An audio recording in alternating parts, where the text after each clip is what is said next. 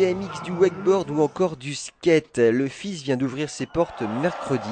C'est lors de la remise des prix FISAGLO qu'Hervé André Benoît, le fondateur du festival, en compagnie de Philippe Sorel, maire de Montpellier, ont inauguré le CRUC 2014. Le festival, c'est un festival unique, ici dans le sud de la France, en France, en Europe et bientôt dans le monde. Cet événement incontournable du monde de la glisse accueille 450 000 spectateurs durant 4 jours.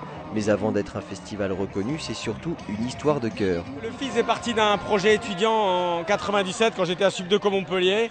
L'école m'a beaucoup aidé, c'est né d'une passion que j'avais de la planche à voile, du BMX, du wakeboard, du kitesurf et l'envie de regrouper tous ces sports sur un même endroit et au même moment. Et donc le FIS a évolué, il est passé à Palavas, il est passé par Gramont et aujourd'hui depuis 8 ans il est sur les berges du Lez. Le festival change de visage au fil des années, il est en continuelle expansion et s'ouvre à toujours plus de disciplines.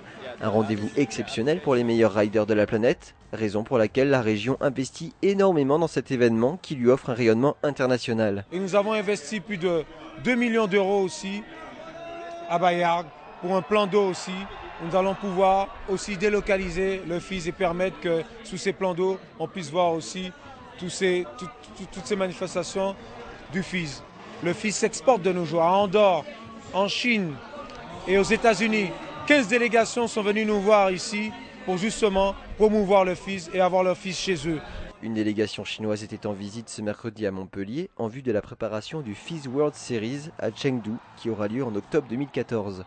Chengdu clôturera les World Series du FIS selon un des organisateurs.